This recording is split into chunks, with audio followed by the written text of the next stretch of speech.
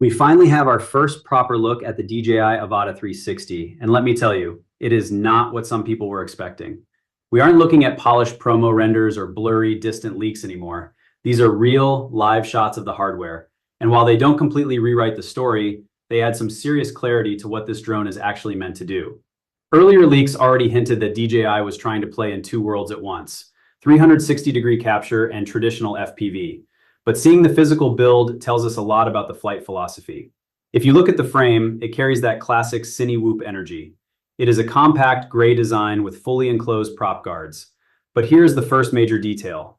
Instead of those common push-on props we see on smaller drones, DJI is using screws to lock the propellers in. That might seem like a small detail, but for a 360 drone, consistency is everything. When you're stitching two spherical images together, even a tiny shift in a propeller's position can show up as a glitch in your footage. By using screws, DJI is ensuring those props stay in the exact same spot every single flight.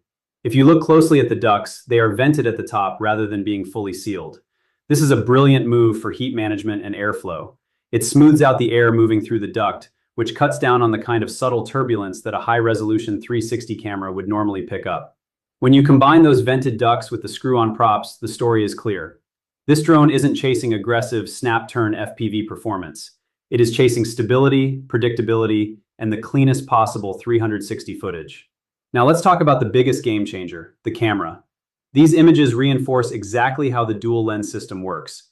You have one lens facing up and one facing down for full spherical capture. But instead of being fixed in place, the entire camera module can physically rotate 90 degrees. This means when you want traditional footage, one of those lenses swings forward to become your main FPV camera. This is a massive advantage over the competition, like the Insta360 Antigravity A1, where the lenses are fixed and you're forced to reframe everything in post-production. With the Avata 360, you get a native forward-facing view when you need it.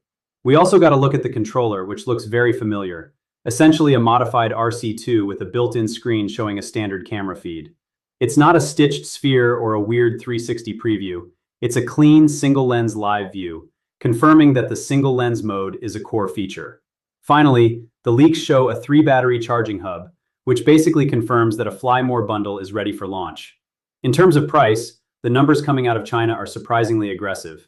Even with the usual price hike for the global market, this is looking like a very accessible way to bridge the gap between 360 and FPV without forcing pilots to compromise. Honestly, with how much hardware we've seen now, this doesn't feel like a project in development anymore.